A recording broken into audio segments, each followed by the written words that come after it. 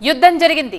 Yes, 10 రోజుల పాటు వరదపై యుద్ధమే జరిగింది. వరద తగ్గే వరకు ఉంటా, సాయం అందించే వెళ్తా అన్న సీఎం చంద్రబాబు 7 వయసులోనూ యమాచురుగ్గా పనిచేశారు. కారు కాన్వాయ్ లేకుండానే వరద ప్రాంతాల్లో పర్యటించి ఎప్పటికప్పుడు సహాయక చర్యలను ముమ్మరం చేశారు. ఫలితంగా బెజవాడను బురద వదిలింది. వర్ణ ప్రకోపంతో విలవిల్లాడిన విజయవాడ సాధారణ స్థితికి వచ్చింది. 10 రోజులుగా విజయవాడలో ఉన్న చంద్రబాబు ఇంటికెళ్లిపోయారు. మరిప్పుడు నగరం ఎలా ఉంది? సీఎం నెక్స్ట్ ప్లాన్ ఏంటి?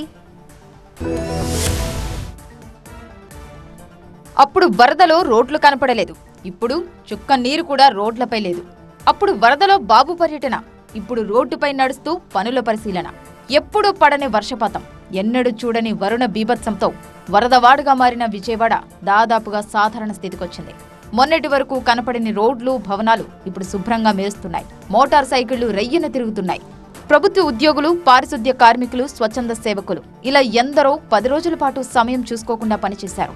బెజవాడను యథాస్థితికి తెచ్చేందుకు 3 షిఫ్టుల్లో కష్టపడ్డారు. ఫలితంగా బెజవాడ ఊపిరి పీల్చుకుంటోంది. సీఎం చంద్రబాబు సైతం వరదపై అలుపెరగని పోరాటం చేశారు.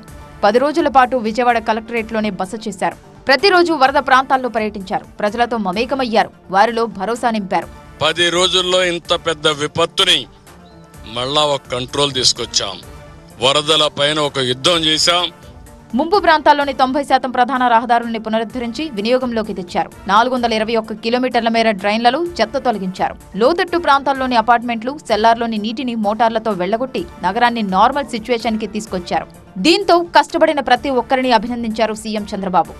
ఇప్పటి వరకు 10వ రోజు, 10 రోజులు ఏమాత్రం విశ్రాంతి తీసుకోకుండా రాత్రింబగుళ్ళు పనిచేసిన అధికార యంత్రాంగాన్ని మనస్ఫూర్తిగా పేరున అభినందిస్తున్నా.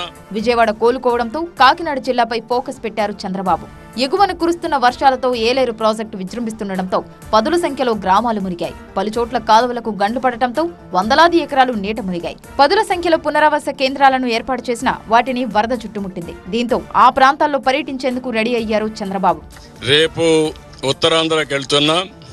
ఉత్తరాంధ్రకి వెళ్లి ఏలేరు బాధితులు గాని, విశాఖపట్నం గాని పరామర్శిస్తాను. మొత్తంగా వరదల నుంచి రాష్ట్రాన్ని కాపాడుకోవడమే లక్ష్యంగా ముందుకు వెళ్తున్నారు చంద్రబాబు.